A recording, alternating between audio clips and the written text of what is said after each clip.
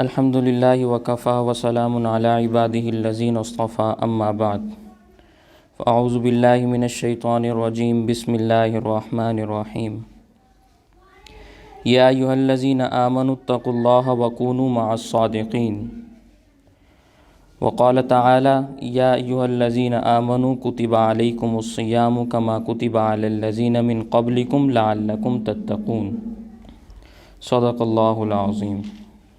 رمضان آنے والا ہے۔ ہمارے ہاں عام طور پر جب لوگ یہ بات سنتے ہیں کہ رمضان آنے والا ہے تو بہت سارے لوگوں کے اوپر گھبراہٹ طاری ہو جاتی ہے، پریشان ہو جاتے ہیں۔ لوگ رمضان سے ڈرنا شروع کرتے ہیں۔ ایک گاؤں میں ایک مولوی صاحب تھے، انہوں نے یہی بات اپنے سامعین سے کہی کہ بھائیو، رمضان آنے والا ہے، اب تمہیں روزہ رکھنا پڑے گا۔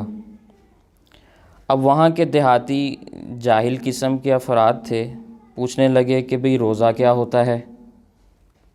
تو مولوی صاحب نے کہا کہ صبح سے شام تک کھانے پینے کو کچھ بھی نہیں ملے گا اور مغرب کے وقت روزہ کھولنا ہوگا۔ اب دیہاتی کہنے لگے کہ بھئی دن بھر کچھ بھی کھانے کو نہیں ملے گا، پانی بھی نہیں پی سکتے۔ تو مولانا صاحب کہنے لگے کہ بھئی نہیں، نہ کچھ کھا سکتے ہیں نہ ہی کچھ پی سکتے ہیں۔ اچھا، انہوں نے پوچھا کہ بھئی روزہ فرض کیسے ہوتا ہے؟ تو مولانا صاحب کہنے لگے کہ مغرب کی طرف سے رمضان آتا ہے، اسی کی وجہ سے روزہ فرض ہوتا ہے۔ اب انہوں نے رمضان کا لفظ بولا، چاند کا لفظ نہیں بولا۔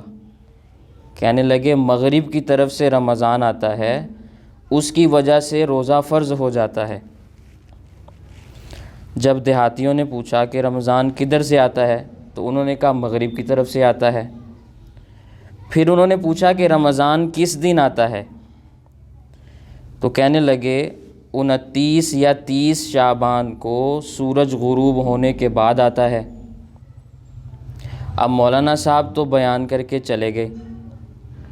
29ویں شعبان کو دیہاتی لاٹھیاں لے کر دوڑے کہ رمضان کو مار ڈالو، پھر نہ روزہ فرض ہوگا نہ ہمیں بھوک اور پیاس برداشت کرنی پڑے گی۔ اب رمضان کو لاٹھی سے مارنے کے لیے سب لوگ گاؤں سے باہر نکلے کہ نہ رمضان آئے نہ روزہ فرض ہو۔ اب مولانا صاحب سے اتنا تو پوچھ ہی لیا تھا کہ رمضان مغرب کی طرف سے آئے گا۔ اب وہ مغرب کی طرف پہنچے تو دیکھا کہ ایک اونٹ والا آ رہا ہے اور سورج بھی ڈوب رہا ہے۔ اونٹ والا بھی آ رہا ہے اور سورج بھی ڈوب رہا ہے۔ انہوں نے پوچھا اے اونٹ والے، بتا تیرا نام کیا ہے؟ تو اس نے کہا میرا نام ہے رمضان علی، رمضان علی میرا نام ہے۔ بس سب نے پھر کہا کہ بھئی یہی رمضان ہے، یہی روزہ فرض کرے گا۔ تو اس کی پھر خوب پٹائی کی۔ اب وہ جان بچا کے بھاگا اور ایسا بھاگا کہ پیچھے مڑ کے بھی نہ دیکھا اور یہ بھی نہ پوچھ سکا کہ بھئی مجھے مار کیوں رہے ہو، میرا قصور کیا ہے۔ مہینہ گزر گیا، مولانا صاحب پھر آئے بیان کے لیے، واعظ کہنے لگے اور فرمایا کہ بھائیو، کیا تم لوگوں نے روزہ رکھا تھا؟ کہنے لگے کہ بھئی ہم نے تو رمضان کو آنے ہی نہیں دیا، ہم نے تو اسے مار مار کے بھگا دیا، روزہ کیسے فرض ہوتا؟ رمضان تو یہاں آیا ہی نہیں، رمضان یہاں آتا تو روزہ فرض ہوتا نا، ہم نے تو رمضان کو یہاں آنے ہی نہیں دیا، ہم نے تو مار مار کے بھگا دیا۔ تو بات عرض کرنے کا، قصہ سنانے کا مقصد یہ ہے کہ رمضان ڈرنے کا مہینہ نہیں ہے، گھبرانے کا مہینہ نہیں ہے۔ رمضان روزوں کا مہینہ ہے۔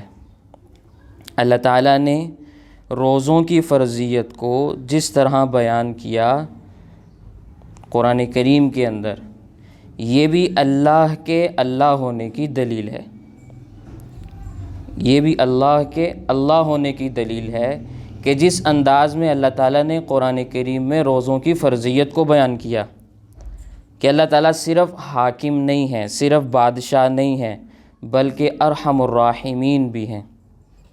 جو صرف حاکم ہوتا ہے، صرف بادشاہ ہوتا ہے، جس کے پاس اختیارات ہوتے ہیں، طاقت ہوتی ہے، حکومت ہوتی ہے، وہ تو طاقت والی بات کرتا ہے، ماشاء اللہ والی بات کرتا ہے کہ تمہیں روزہ لازمی رکھنا پڑے گا، نہیں رکھو گے تو تمہاری کھال اتار دوں گا، اس کھال کے اندر بھوسا بھروا دوں گا۔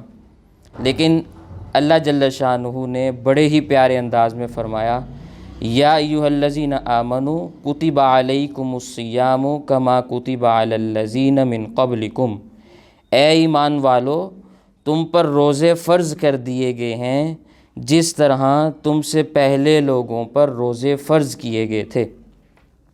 یعنی گھبرانا مت، پریشان نہ ہونا، یہ کوئی مشکل چیز نہیں ہے۔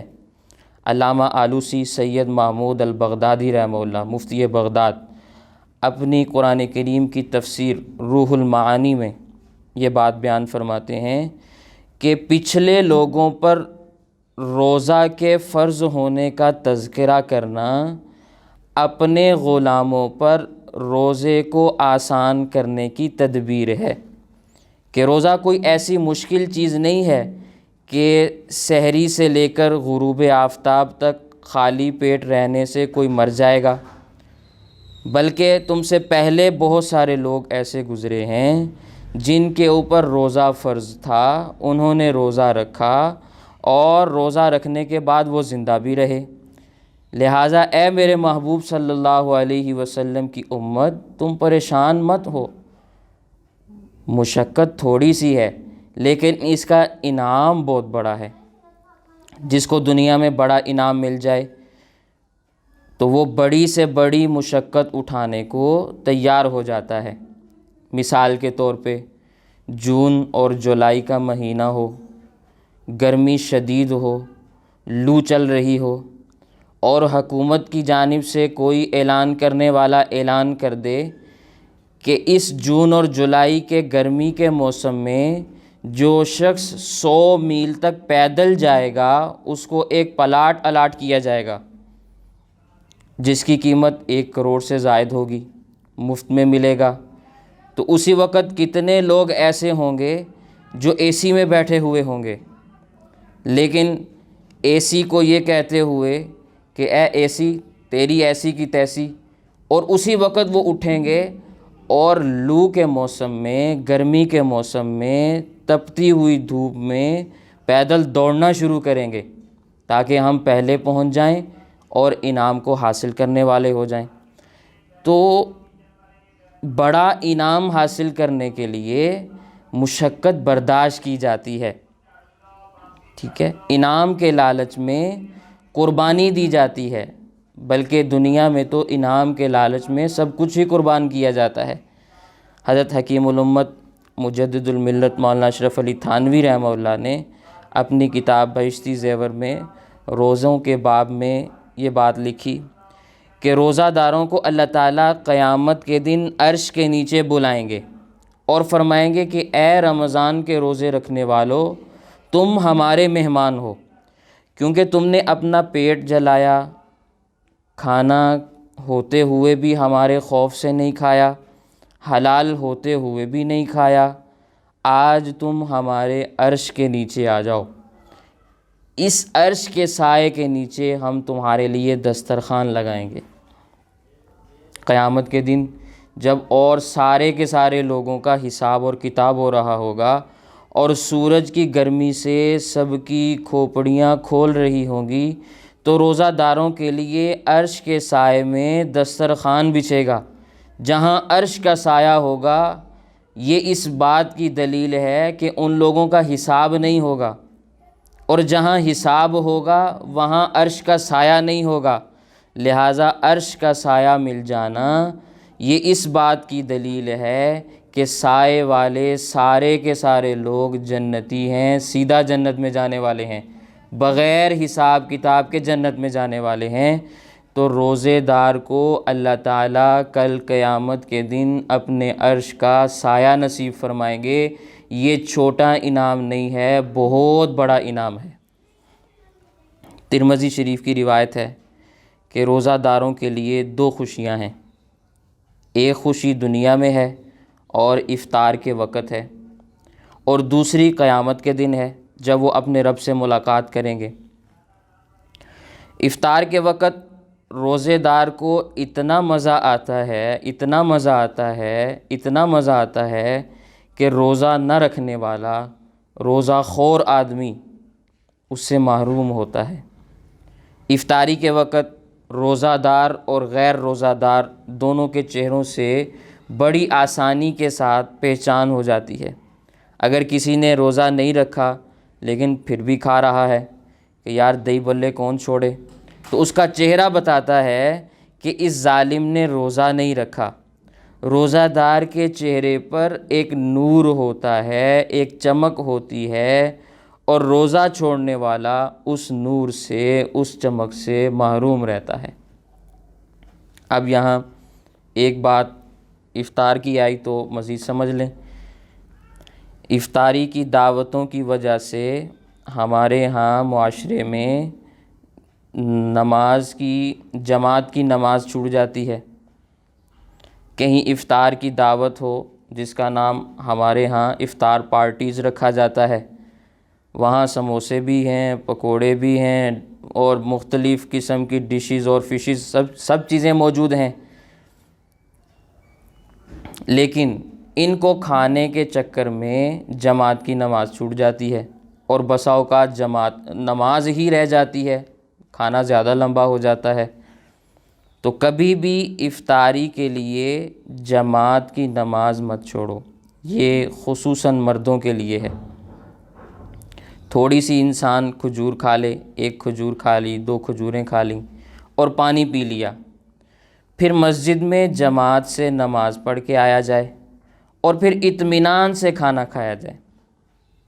جلدی جلدی انسان کھانا کھائے تو کھانا کھانے میں بھی مزہ نہیں آتا، لہٰذا دعوت دینے والے سے پہلے سے یہ بات طے کر لینی چاہیے کہ بھئی ہم جماعت سے نماز پڑھیں گے، پھر آپ کے افطار کا جتنا بھی سامان ہوا ہم وہ پورا سمیٹ کے جائیں گے، ساری چیزیں کھائیں گے، کوئی چیز چھوڑیں گے نہیں، لیکن پہلے ہم جماعت سے نماز پڑھیں گے، اس کے بعد ساری چیزیں کھائیں گے، تاکہ میزبان بھی خوش ہو جائے، ورنہ بیچارہ ڈرے گا کہ میں نے اتنی محنت سے کھانا بنوایا، کھانا پکوایا، اور یہ سارے کے سارے چھوڑ کے جا رہے ہیں۔ اس لیے اس سے پہلے سے یہ بات طے کر لو کہ بھئی ابھی جماعت کی نماز پڑھ کر ہم واپس آ رہے ہیں، پھر آ کے خوب کھائیں گے۔ لیکن یہاں ایک اور بات بھی سمجھ لیں، افطاری میں اتنا ہوس کے ساتھ اور اتنا حبک کے ساتھ کھانا کہ جس سے سجدے میں حلق سے دہی بلے باہر آنے لگیں، یہ جائز نہیں ہے۔ خود تو سجدے میں جاتے ہوئے اللہ اکبر کا نعرہ لگا رہے ہیں کہ اللہ سب سے بڑا ہے، اور یہ کہتے ہوئے سجدے میں انسان جا رہا ہے، لیکن کھایا ہوا اتنا ہے کہ پہلے دہی بلے باہر آ رہے ہیں، اللہ اکبر بعد میں نکل رہا ہے۔ تو اتنا کھانا، اتنی ہوس کے ساتھ کھانا یہ جائز نہیں ہے، اعتدال کے ساتھ کھانا کھایا جائے، اتنا کھانے کی ضرورت ہی نہیں ہے۔ اتنا انسان کھائے کہ آرام اور سکون کے ساتھ تراویح پڑھ سکے، یہ نہیں کہ پیٹ بھر کے کھایا اور کھانے کے بعد نیند آ گئی، اور عشاء اور تراویح کی نماز غائب ہو گئی، کھٹی ڈکاریں بھی آ رہی ہیں، پھر اب چورن کھایا جا رہا ہے، 7 اپ پی جا رہی ہیں۔ اتنا انسان کھائے جتنی انسان کو بھوک ہے، اور اتنا انسان کھائے جتنا انسان کو ہضم ہو جاتا ہے۔ معدے کو تکلیف دینا یہ بھی حرام ہے۔ پھر بعض لوگ ایسے ہوتے ہیں جو نیند کے عاشق ہوتے ہیں، عاشق نیند لوگ ہوتے ہیں، نیند کے بادشاہ ہوتے ہیں، وہ کہتے ہیں کہ ہم ایسے ہی سحری کھائے بغیر روزہ رکھ لیں گے۔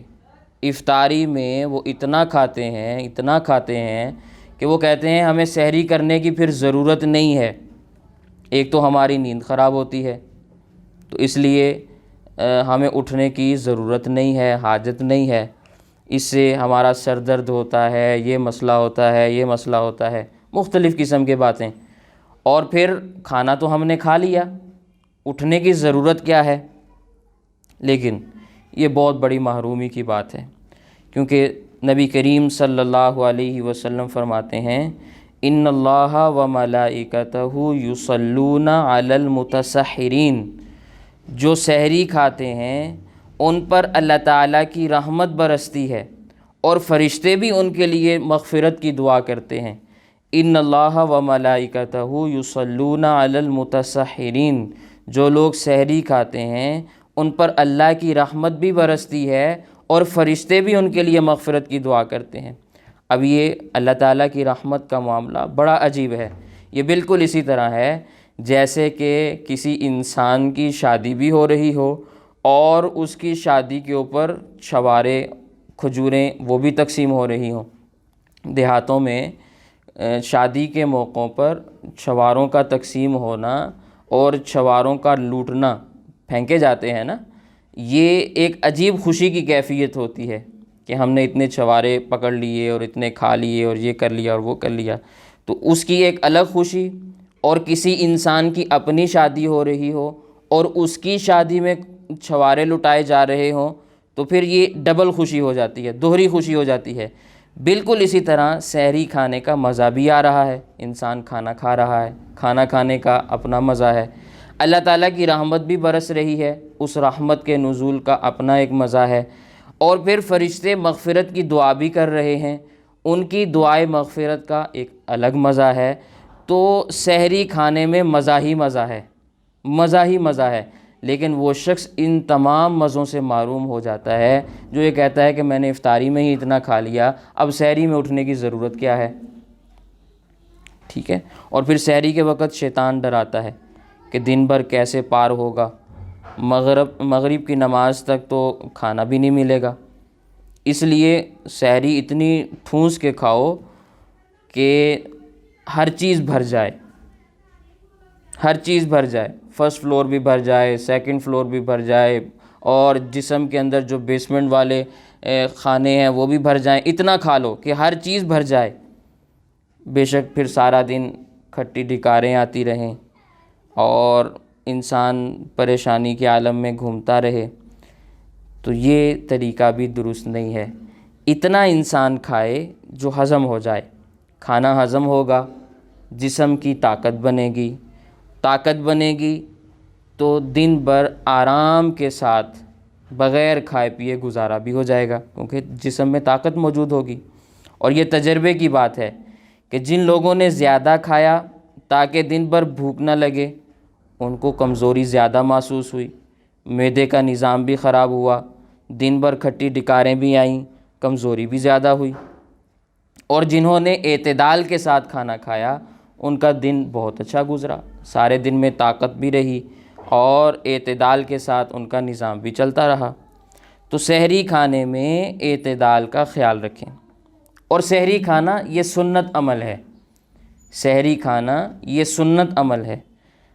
اگر بہت زیادہ اس میں کھانا ضروری ہوتا تو حضور اکرم صلی اللہ علیہ وسلم اس عمل کو واجب فرما دیتے، سنت نہ رہتا۔ لہٰذا سنت عمل میں اتنی زیادہ محنت نہیں کرنی چاہیے کہ انسان ٹھونسا ٹھونس مچا دے کہ بھئی بھری جاؤ بس سب کچھ۔ ایک کھجور کھا کے پانی پی لینے سے یہ سنت ادا ہو جاتی ہے۔ ایک کھجور انسان سحری کے وقت کھائے، ٹھیک ہے، افطاری میں آپ نے اچھا خاصا کھانا کھایا تو ابھی آپ کو کھانے کی ضرورت محسوس نہیں ہو رہی، تو سحری کے وقت آپ ایک کھجور کھا لیں، دودھ کا گلاس پی لیں، کھجور کھا لیں، پانی کا ایک گلاس پی لیں، تو سنت بھی ادا ہو جائے گی اور ثواب بھی مل جائے گا۔ اور نبی کریم صلی اللہ علیہ وسلم کا جو فرمان ہے جس میں اللہ تعالیٰ کی رحمت کا نزول ہے، فرشتوں کی دعائے مغفرت کا تذکرہ ہے، وہ چیزیں بھی مل جائیں گی۔ تو اللہ کے نبی صلی اللہ علیہ وسلم نے اس سنت کو اتنا آسان فرما دیا، لیکن ہم ہیں کہ اس کو مشکل بنائے پھرتے ہیں۔ اس لیے اللہ تعالیٰ کے اوپر بھروسہ رکھیں، اللہ تعالیٰ روزوں کو آسان فرما دیتے ہیں، گھبرانے کی کوئی بات نہیں ہے۔ پھر جب رمضان کے بعد عید کا چاند نظر آتا ہے تو لوگ دو قسم میں تقسیم ہو جاتے ہیں۔ ایک وہ لوگ ہوتے ہیں جنہوں نے آہوزاری کر کے، گریہ وزاری کر کے، ندامت کے آنسو بہا کے اللہ تعالیٰ کو راضی کر لیا، خوش کر لیا، اپنے گناہوں کی معافی کروا لی، اپنے آپ کو بخشوا لیا۔ یہ بخشے بخشائے لوگ ہیں، یہ سارے کے سارے بامراد لوگ ہیں۔ اور کچھ نامراد لوگ بھی ہوتے ہیں کہ جس دن عید کا چاند نظر آئے گا تو ایک طبقہ آپ کو نامرادوں کا بھی ملے گا، جس نے اس مبارک مہینے میں کوئی گناہ بھی نہیں چھوڑا ہوگا، اللہ تعالیٰ سے مغفرت کی درخواست بھی نہیں کی ہوگی، رو رو کے اللہ تعالیٰ کو راضی بھی نہیں کیا ہوگا۔ ایک طبقہ ان لوگوں کا ہوگا۔ ایسے لوگوں کے لیے نبی کریم صلی اللہ علیہ وسلم کی ایک بد دعا بھی ہے۔ ایک مرتبہ اللہ کے نبی صلی اللہ علیہ وسلم مسجد نبوی میں منبر مبارک کے اوپر قدم رکھنے لگے تو فرمایا آمین، پھر دوسرا قدم رکھنے لگے، پھر فرمایا آمین، پھر تیسرا قدم رکھا تو فرمایا آمین۔ صحابہ کرام رضوان اللہ تعالیٰ علیہ مجمعین نے پوچھا کہ آج یہ کیا معاملہ ہے؟ آپ صلی اللہ علیہ وسلم نے فرمایا جبرائیل علیہ السلام تشریف لائے تھے، انہوں نے 3 بد دعائیں دیں جن پر میں نے آمین کہا۔ اب صحابہ نے پوچھا یا رسول اللہ وہ کون سی بد دعائیں تھیں، ہمیں بھی بتا دیں۔ تو اللہ کے نبی صلی اللہ علیہ وسلم نے وہ باتیں ارشاد فرمائیں۔ پہلی بد دعا یہ دی کہ وہ شخص نامراد ہو جائے جو اپنے ماں باپ کو بڑھاپے میں پائے اور ان کی خدمت کر کے اپنی جنت کا انتظام نہ کرے، ایسے شخص کو اللہ تعالیٰ نامراد کر دے۔ اللہ کے نبی صلی اللہ علیہ وسلم فرماتے ہیں میں نے کہا آمین، تو جبرائیل علیہ السلام کی اس بد دعا پر آپ صلی اللہ علیہ وسلم کی آمین بھی شامل ہو گئی۔ لہٰذا جن کے ماں باپ ابھی زندہ ہیں، بوڑھے ہو چکے ہیں، وہ آج سے عہد کر لیں، وعدہ کر لیں، ارادہ کر لیں کہ اپنے ماں باپ کی خدمت کر کے انہیں خوش کرنا ہے۔ اور رمضان المبارک آنے والا ہے تو اس مہینے میں خاص طور پر ان کی خدمت کر کے انہیں خوش کرنا ہے، راضی رکھنا ہے۔ پھر آپ صلی اللہ علیہ وسلم نے فرمایا کہ جبرائیل علیہ السلام نے دوسری بد دعا یہ دی کہ وہ شخص نامراد ہو جائے جو آپ کا نام سنے لیکن آپ پر درود نہ بھیجے، یعنی سید الانبیاء صلی اللہ علیہ وسلم کا نام مبارک سنے اور آپ صلی اللہ علیہ وسلم پر درود نہ بھیجے، ایسا شخص بھی نامراد ہو جائے۔ تو نبی کریم صلی اللہ علیہ وسلم نے فرمایا آمین۔ اور تیسری بات آپ صلی اللہ علیہ وسلم نے یہ بتلائی کہ جبرائیل علیہ السلام نے تیسری بد دعا یہ دی کہ جو رمضان المبارک کا مہینہ پائے اور اللہ تعالیٰ سے رو رو کر اپنی بخشش اور مغفرت نہ کروائے وہ بھی نامراد ہو جائے۔ تو اللہ کے نبی صلی اللہ علیہ وسلم فرماتے ہیں اس پر بھی میں نے کہا آمین۔ تو اس سے ہمیں یہ بات سمجھ میں آئی کہ اگر کوئی شخص رمضان کا مہینہ پالے اور اس رمضان المبارک میں اپنے اللہ کو راضی نہ رکھ سکے، گناہوں سے توبہ نہ کرے، اپنی مغفرت اور بخشش نہ کرا لے تو ایسا شخص نامراد ہے۔ اس لیے رمضان المبارک آنے والا ہے تو اس میں اپنے اللہ کو ہم نے رو رو کر راضی رکھنے کی فکر کرنی ہے۔ اللہ تعالی ہم سب کو ایسا کرنے کی توفیق عطا فرمائے۔ اللہ تعالیٰ نے قرآن کریم میں روزوں کی فرضیت کو بیان فرمایا تو روزوں کی فرضیت کے مقصد کو بھی بیان فرمایا ہے کہ میں نے روزے فرض کیے ہیں تو ان روزوں کے فرض کرنے کا مقصد کیا ہے۔ مقصد بیان فرمایا لعلکم تتقون، تاکہ تم متقی بن جاؤ، یعنی تم کو نفس اور شیطان کی غلامی سے نکلنے کی مشق ہو جائے۔ جب تم دن بھر حلال بھی نہیں کھاؤ گے تو حرام کام کیسے کرو گے؟ جب دن بھر انسان حلال کام بھی چھوڑ دے تو گناہ کے کام پھر کیسے کرے گا؟ بتائیے، پانی پینا حلال ہے یا نہیں؟ روٹی کھانا حلال ہے یا نہیں؟ لیکن اس مہینے میں تم کو حلال چھڑانے کی مشق کرائی جا رہی ہے تاکہ حرام کو چھوڑنا آسان ہو جائے۔ ہر عام کام انسان آسانی کے ساتھ چھوڑ دے۔ دنیا میں ایسا ہوتا ہے، عام طور پر آپ میں سے بھی سبھی کا تجربہ ہوگا، اگر کسی کاغذ کو موڑ دیا جائے، اس پہ لائن لگ جاتی ہے، مڑا ہوا کاغذ ہو، تو پھر اگر انسان یہ چاہے کہ اس کاغذ کی یہ لکیر، یہ لائن جو مڑی ہوئی ہے یہ درست ہو جائے، تو کاغذ کو دوسری طرف واپس موڑا جاتا ہے، مخالف سمت میں موڑا جاتا ہے، تاکہ اس کے اوپر جو موڑنے کی وجہ سے لائن لگ چکی ہے، نشان پڑ چکا ہے، وہ ہلکا ہو جائے یا ختم ہو جائے۔ تو رمضان میں اللہ تعالیٰ نے 30 دن کے لیے ہماری طبیعت کا رخ دوسری طرف موڑ دیا کہ تم حلال بھی نہ کھاؤ، پانی بھی نہ پیو۔ جب تمہارے اندر حلال چھوڑنے کی طاقت اور قوت آ جائے گی تو تم حرام کام سے بدرجہ اولا بچنے لگو گے۔ اس لیے اللہ تعالیٰ نے فرمایا کہ اے ایمان والو، روزہ اس لیے فرض کر رہا ہوں لعلکم تتقون، تاکہ تم میرے دوست بن جاؤ، تقوی والے بن جاؤ، نفس اور شیطان کی غلامی سے نکل کر میرے فرما بردار بن جاؤ۔ یہ روزے کا مقصد ہے جو اللہ تعالیٰ نے قرآن کریم کے اندر بیان فرمایا۔ اللہ تعالیٰ نے بندوں کو دوستی کا پیغام دیا ہے، اپنے بندوں کی طرف دوستی کا ہاتھ بڑھایا ہے۔ حضرت شیخ الحدیث مولانا محمد زکریا کاندھلوی نور اللہ مرقدہ وہ فرماتے ہیں کہ جو رمضان میں روزہ رکھے، اب روزے کی حالت میں پیٹ میں کچھ نہیں ہوتا، پیٹ میں روٹی نہیں، پیٹ میں چارہ نہیں۔ ایک مثال بھی مشہور ہے کہ پیٹ میں پڑا چارہ تو اچھلنے لگا بیچارہ، پیٹ میں انسان کے چیزیں ہوں تو پھر عجیب و غریب قسم کے خیالات بھی آتے ہیں، گناہوں کے اوپر وہ خیالات ابھارنے والے ہوتے ہیں، انسان بہت سے کام کر لیتا ہے، لیکن جب پیٹ میں کچھ نہ ہو تو پھر ان خیالات کے اوپر بہت حد تک کنٹرول ہو جاتا ہے، ٹھیک ہے۔ تو اب جب پیٹ میں روٹی نہیں، اس کے باوجود کوئی روزہ رکھ کر گناہ کے کام کرے، فلمیں دیکھے، وی سی آر دیکھے یا کوئی اور گناہ کے کام کرے، تو آپ سمجھ لیں کہ پھر اس طرح کے ظالم کی اصلاح نہیں ہو سکتی، اس کو تقوی والی حیات نہیں مل سکتی، کیونکہ یہ اللہ تعالیٰ کے مقصد کو پاش کر رہا ہے۔ اللہ تعالیٰ نے روزے کا مقصد یہ بیان فرمایا لعلکم تتقون، روزہ اس لیے فرض کر رہا ہوں تاکہ تم گناہ چھوڑ دو اور تم کو تقوی والی زندگی نصیب ہو جائے، مگر تم گناہ کر کے روزے کی فرضیت کے مقصد کو ہی فوت کر رہے ہو۔ انسان گناہ کرتا جائے روزے کی حالت میں تو روزہ رکھنے کا کوئی مقصد حاصل نہ ہوگا، کوئی فائدہ نہیں ہے بھوک اور پیاس کا۔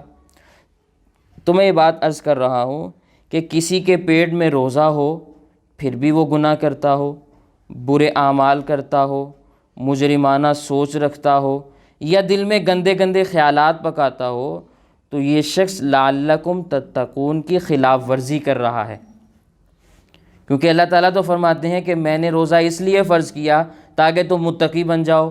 روزے میں تمہارے نفس کی حلال غذا بھی ہم نے روک دی تاکہ تمہارے نفس کا شکنجہ ڈھیلا ہو جائے اور دشمن کے ہتھ کنڈوں سے تمہاری روح آزاد ہو جائے، لیکن پیٹ میں تمہارے غذا نہیں ہے، بھوک اور پیاس سے تم نہ ڈھال ہو، مگر سرکشی اتنی زیادہ ہے کہ پھر بھی گناہوں کے تقاضوں کے اوپر انسان مست ہوا جا رہا ہے۔ تو اس لیے ہمیں فکر کرنی چاہیے کہ ہم رمضان میں متقی بن جائیں، تقوی اختیار کر لیں تاکہ روزے کا مقصد پورا ہو۔ رمضان المبارک میں انسان کو گناہوں سے دور رہ کر ذکر و فکر کی، تلاوت اور تسبیحات کی، نوافل اور عبادات کی فکر کرنی چاہیے اور ان چیزوں میں انسان کو مشغول ہونا چاہیے۔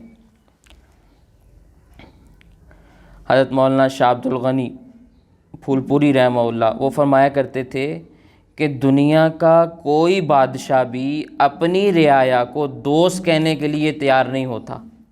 دنیا کا کوئی حکمران بھی، کسی بھی ملک کا حکمران ہو، وہ اپنی رعایا کو، اپنے لوگوں کو، اپنے ملک میں بسنے والوں کو دوست نہیں کہتا، کہتا ہے یہ ہماری رعایا ہے، یہ ہماری مملکت ہے اور یہ اس مملکت کے باسی ہیں، یہاں کے رہنے والے لوگ ہیں۔ یہاں تک کہ حکمرانوں کو آپ ایک طرف چھوڑیں، ایک زمیندار آدمی وہ بھی اپنی زمین پر بسنے والوں کو اپنا دوست کہنے کے لیے تیار نہیں ہوتا۔ وہ کہتا ہے یہ ہماری زمین ہے اور یہ ہماری زمین پر بسائے ہوئے لوگ ہیں، یہ دھوبی ہے، یہ حجام ہے، یہ فلاں ہے اور یہ فلاں ہے، یہ سب ہمارے بسائے ہوئے لوگ ہیں۔ خلاصہ یہ کہ وہ انہیں دوست کہتے ہوئے شرماتا ہے۔ لیکن اللہ تعالیٰ نے ہمیں نہایت حقیر چیز سے پیدا فرمایا۔ انسان کا وجود کس چیز سے ہے وہ آپ سبھی جانتے ہیں۔ اتنی حقیر چیز سے پیدا کر کے انسان کو اللہ نے بنایا، پھر ایمان سے نوازا، پھر فرمایا اگر تم تقوی اختیار کر لوگے تو ہم بغیر کسی بین الاقوامی اصول کا لحاظ کیے ہوئے تمہیں اپنا دوست بنا لیں گے، ہم تمہیں اپنا دوست بنا لیں گے۔ ہم تمام قوانین سے بالا تر ہیں۔ بین الاقوامی سلاطین اپنی رعایا کو اپنا دوست، اپنا ولی نہیں کہتے، لیکن اے میرے غلاموں، اے میرے بندو، ہم تمہیں اپنا ولی بنانے کے لیے تیار ہیں کیونکہ ہم کریم ہیں، ہم تمہیں اپنی دوستی کا تاج پہنانے کے لیے تیار ہیں، لیکن شرط یہ ہے کہ تم نفس اور شیطان کی غلامی سے نکل جاؤ، نافرمانی اور گناہ کو چھوڑ دو۔ تو اس 1 مہینے کی ٹریننگ اور 1 مہینے کی مشق کے لیے اللہ تعالیٰ نے رمضان کے روزوں کو فرض فرما دیا۔ اکابر نے لکھا ہے کہ جس کا رمضان جتنا اچھا گزرے گا، تقوی کے ساتھ گزرے گا، اللہ والی حیات کے ساتھ گزرے گا، تو اس کی برکت انشاءاللہ باقی 11 مہینے تک رہے گی۔ اور اگر رمضان کی بے حرمتی کی، گناہوں سے اپنے نفس کی حفاظت نہ کی، تو 11 مہینے اس کا وبال بھگتنا بھی پڑے گا۔ اس لیے خدا کے لیے آج ہی سے ارادہ کر لیں، بلکہ ابھی سے ارادہ کر لیں کہ اس پورے مہینے ہم ایک گناہ بھی نہیں کریں گے۔ حضرت مفتی اعظم پاکستان مفتی محمد شفیع عثمانی وہ بڑا خوبصورت شعر فرمایا کرتے تھے، فرماتے تھے ظالم ابھی ہے فرصت توبہ نہ دیر کر، ظالم ابھی ہے فرصت توبہ نہ دیر کر، وہ ابھی گرا نہیں جو گرا پھر سنبھل گیا۔ لہٰذا آج توبہ کر لیں اور ساتھ ساتھ عہد کر لیں، ارادہ کر لیں کہ کوئی گناہ کا کام ہم نے نہیں کرنا، بد نظری نہیں کرنی، جھوٹ نہیں بولنا، کوئی گناہ کا کام ہم نے نہیں کرنا۔ یہاں تک کہ اپنے دل کو جو کہ اللہ تعالیٰ کا گھر ہے اس میں گندے خیالات بھی نہیں لانے۔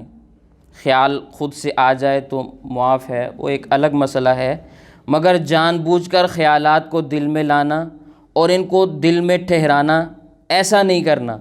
جلدی سے انسان دوزخ کا مراقبہ کرے تو گندے خیالات بھاگ جاتے ہیں، آنکھ بھی پاک رہتی ہے، دل بھی پاک رہتا ہے۔ اور پھر یہ شیطان بڑا ظالم ہے، دل میں پرانے گناہوں کو یاد کراتا ہے، پرانے گناہوں کو یاد کرواتا ہے، پھر انہی گناہوں کے اندر دوبارہ مبتلا کر دیتا ہے۔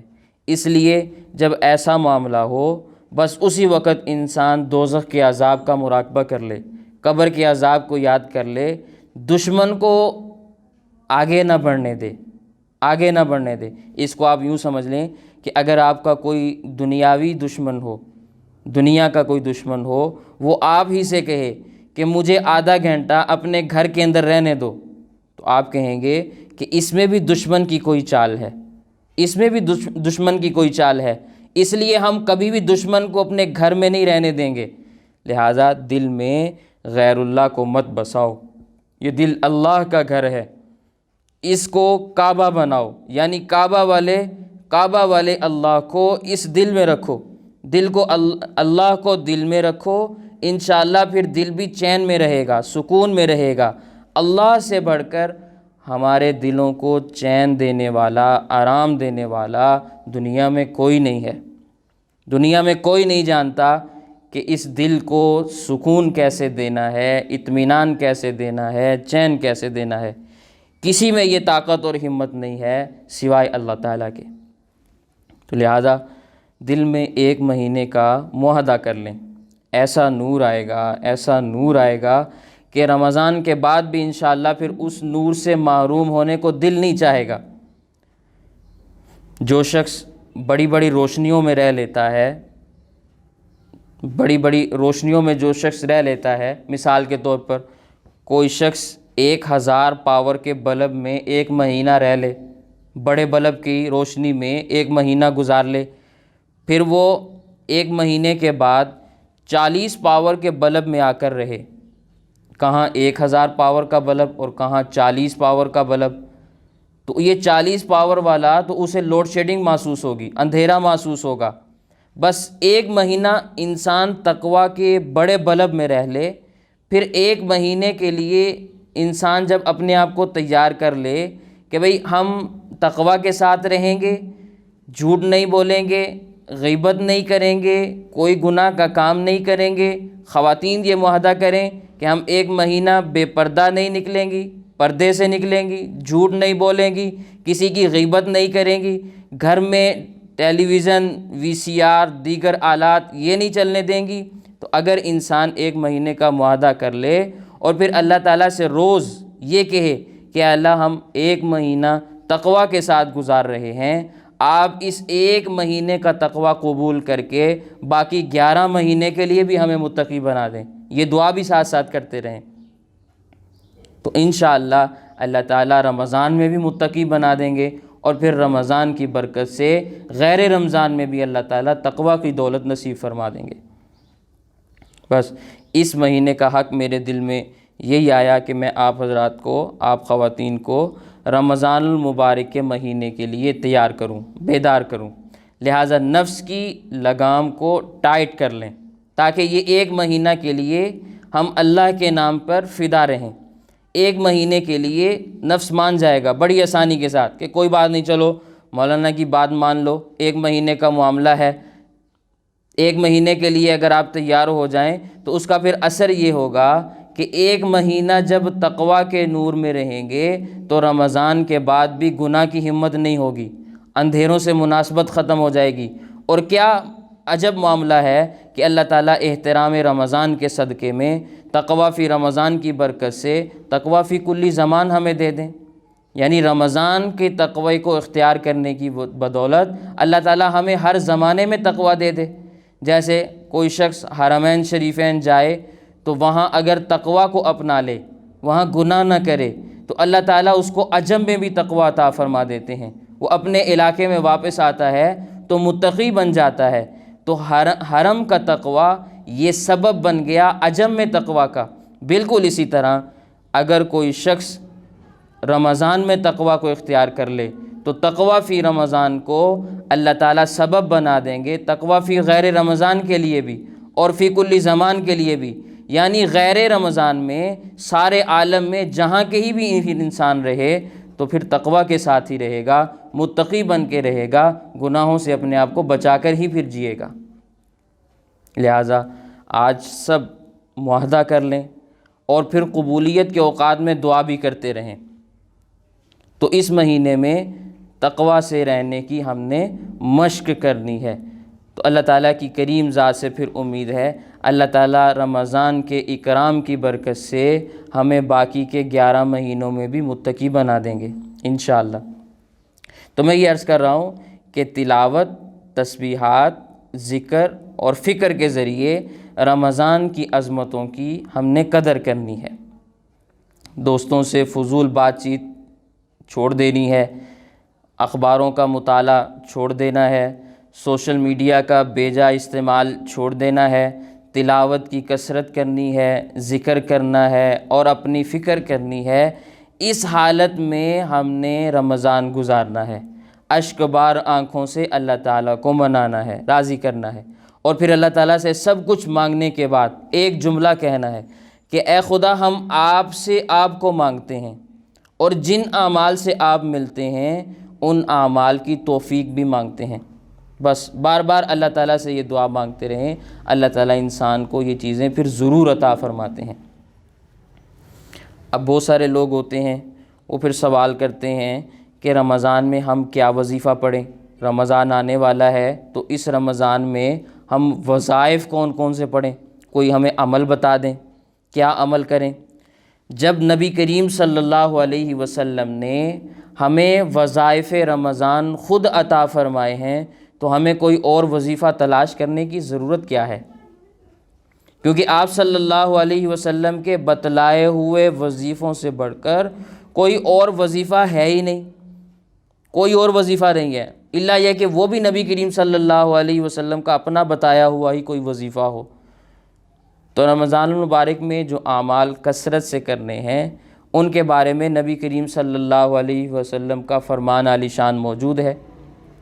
اللہ کے نبی صلی اللہ علیہ وسلم فرماتے ہیں کہ رمضان میں کثرت سے لا الہ الا اللہ پڑھنا، کثرت سے لا الہ الا اللہ پڑھنا، اکابر علماء نے کثرت کی جو تعداد بتائی ہے وہ کم از کم 3 تسبیحات ہیں، کم سے کم 3 تسبیحات روزانہ پڑھیں، کیونکہ عربی زبان میں جمع شروع ہی 3 سے ہوتی ہے۔ اردو کا ضابطہ الگ ہے، عربی کا ضابطہ الگ ہے۔ اردو میں 1 1 ہے اور 2 جمع ہے، لیکن عربی میں 1 1 ہے، 2 2 ہیں، 3 جمع ہیں۔ تو کم از کم 3 تسبیحات روزانہ لا الہ الا اللہ کی ہم نے پڑھنی ہے۔ یہ اگر انسان روزانہ 3 تسبیحات لا الہ الا اللہ کی پڑھے گا تو کثرت سے لا الہ الا اللہ پڑھنا شمار ہوگا۔ تو پہلا کام یہ کرنا ہے کہ کثرت سے لا الہ الا اللہ پڑھنا ہے، اور دوسرا کام کلمہ استغفار کی کثرت کرنی ہے، استغفار کی کثرت کرنی ہے، اللہ تعالیٰ سے معافی مانگنی ہے۔ اس کے لیے کوئی بھی جملہ آپ استعمال کر سکتے ہیں، استغفر اللہ ایسے بھی کہہ سکتے ہیں، استغفر اللہ ربی من کل ذنب واتوب الیہ ایسے بھی پڑھ سکتے ہیں، استغفر اللہ تعالی ربی من کل ذنب واتوب الیہ ایسے بھی پڑھ سکتے ہیں۔ تو جیسے مناسب لگے، جیسے آسانی ہو، ویسے کلمہ استغفار کی انسان کثرت کرے۔ پہلا کام کثرت سے لا الہ الا اللہ پڑھے، دوسرا کام استغفار کی کثرت کرے، نمبر 3 کثرت سے جنت مانگنے کی دعا کرنا، کثرت سے جنت مانگنے کی دعا کرنا۔ یہ اللہ کے نبی صلی اللہ علیہ وسلم نے ہمیں رمضان کے اعمال عطا فرمائے ہیں۔ اور کثرت سے دوزخ سے پناہ مانگنا کہ اللہ ہمیں جنت عطا فرما، جنت الفردوس عطا فرما، اور دوزخ سے ہمیں نجات عطا فرما، دوزخ سے ہماری حفاظت فرما۔ اللہ تعالیٰ سے جنت طلب کرنا، جہنم سے پناہ مانگنے کے لیے احادیث میں کئی ایک دعائیں آئی ہیں۔ ایک دعا یہ بھی ہے، اللہم انی اسألک الجنت وما قرب الیہا، اللہم انی اسألک الجنت وما قرب الیہا، اللہم انی اعوذ بک من النار وما قرب الیہا۔ اے اللہ ہم آپ سے جنت کا سوال کرتے ہیں اور جنت والے اعمال کا سوال کرتے ہیں، اور جہنم سے پناہ چاہتے ہیں، اور جہنم میں لے جانے والے اعمال سے بھی پناہ مانگتے ہیں۔ اللہم انی اسألک الجنت وما قرب الیہا، اللہم انی اعوذ بک من النار وما قرب الیہا۔ اے اللہ ہم آپ سے جنت کا سوال کرتے ہیں اور جنت والے اعمال کا سوال کرتے ہیں، اور جہنم سے پناہ چاہتے ہیں، جہنم میں لے جانے والے اعمال سے بھی پناہ مانگتے ہیں۔ ملا علی قاری رحمہ اللہ، جنہوں نے مرقات لکھی ہے، مشکات کی شرح ہے، حدیث پاک کی کتاب ہے، مرقات شرح مشکات میں شیخ اکبر محی الدین امام ابن العربی رحمہ اللہ کے حوالے سے ایک حدیث پاک نقل فرمائی کہ حضور اکرم صلی اللہ علیہ وسلم نے فرمایا، من قال لا الہ الا اللہ 70,000 غفر لہ، من قال لا الہ الا اللہ 70,000 غفر لہ، جس شخص نے 70,000 مرتبہ لا الہ الا اللہ پڑھا اس کی مغفرت کر دی جاتی ہے۔ اور اسی حدیث کو ذکر کرنے کے بعد دوسری بات بھی بیان فرمائی، ومن قیل لہ غفر لہ ایضاً، اور جس کے لیے پڑھا گیا، یعنی جس کو ایصال ثواب کرنے کے لیے پڑھا گیا، اس کی بھی مغفرت کر دی جاتی ہے۔ من قال لا الہ الا اللہ 70,000 غفر لہ، جس نے 70,000 مرتبہ لا الہ الا اللہ پڑھا اس کی مغفرت کر دی جاتی ہے۔ ومن قیل لہ غفر لہ ایضاً، اور اگر کسی کو ایصال ثواب کر دیا جائے تو اس کی بھی مغفرت کر دی جاتی ہے۔ اور پھر دلیل میں ایک واقعہ بھی بیان کیا کہ ان کی خدمت میں ایک جوان آیا جو اللہ کا ولی تھا، کان مشہورم بالکشف، اس کا کشف بڑا مشہور تھا۔ کشف کہتے ہیں پردوں کا ہٹ جانا، کسی چیز کا واضح نظر آ جانا، اور درمیان میں حائل چیزیں وہ ایک طرف ہو جائیں تو انسان کو دور کی چیزیں قریب نظر آتی ہیں، اور بعد والے حالات اس کو بالکل سامنے نظر آ جاتے ہیں۔ تو کانا مشہورم بالکشف، اس کا کشف بڑا مشہور تھا۔ اس نے اچانک رونا شروع کیا۔ شیخ اکبر محی الدین امام ابن العربی رحمہ اللہ نے پوچھا، ما حضر ببکائن، اے جوان تو کیوں روتا ہے، تیرے رونے کی وجہ کیا ہے؟ اس نے کہا، انی ارا امی فی العذاب، میں اپنی ماں کو عذاب میں دیکھ رہا ہوں، میں دیکھ رہا ہوں کہ میری ماں عذاب میں مبتلا ہے۔ شیخ ابن العربی رحمہ اللہ فرماتے ہیں، فوہبت لأمی، فوہبت لأمی، میں نے اس کی ماں کو 70,000 مرتبہ لا الہ الا اللہ کا ثواب ہدیہ کر دیا، اور دل میں اللہ سے یہ بات کی کہ اے اللہ، یہ جو میں نے 70,000 مرتبہ لا الہ الا اللہ پڑھا تھا، ابھی تک کسی کو ایصال ثواب نہیں کیا تھا، یہ اس جوان اللہ والے کی ماں کو عطا کر دے۔ فضحک الشاب، وہ نوجوان ہنسا، حالانکہ شیخ کی زبان بھی نہیں ہلی تھی، کوئی جملہ زبان سے نہیں نکلا، دل میں اللہ سے سودا کیا، لیکن چونکہ اس جوان کا کشف بڑا مشہور تھا، فوراً اسے کشف ہوا، وہ فوراً ہنسنے لگا۔ شیخ نے پوچھا، ما ھذا للضحک، کیوں ہنستے ہو، کیا ہوا تمہیں، کیوں ہنسنے لگ گئے؟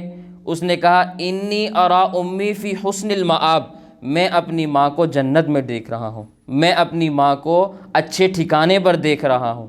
شیخ فرماتے ہیں، فعلمت صحت ھذا الحدیث بصحت کشفہ وصحت کشفہ بصحت ھذا الحدیث، میں نے اس حدیث کی صحت کو اس جوان کے کشف سے اور اس جوان کے کشف کی صحت کو اس حدیث کی صحت سے دیکھ لیا، یعنی مجھے اب اندازہ ہو گیا کہ یہ حدیث پاک بھی درست ہے اور اس جوان کے بارے میں جو کشف مشہور تھا وہ بھی درست ہے، یعنی یہ نوجوان واقعتاً کشف والا ہے، اور واقعتاً اللہ کے نبی صلی اللہ علیہ وسلم کا یہ فرمان بھی ہے کہ جو شخص 70,000 مرتبہ لا الہ الا اللہ کسی کے لیے پڑھتا ہے اس کی مغفرت کر دی جاتی ہے۔ تو حدیث پاک پر تو پہلے ہی یقین تھا، اب مزید بڑھ گیا۔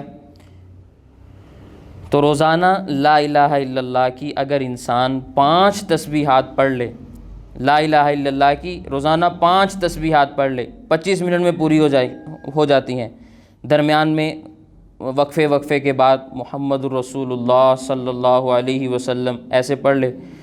لیکن جب لا الہ الا اللہ شروع کرے تو انسان مراقبہ کرے کہ میری لا الہ الا اللہ عرش اعظم تک جا رہی ہے، کیونکہ یہ بشارت دینے والے سید الانبیاء صلی اللہ علیہ وسلم ہیں، جو صادق المصدوق ہیں، اصدق القائلین ہیں، ان سے بڑھ کر کوئی سچا ہو ہی نہیں سکتا۔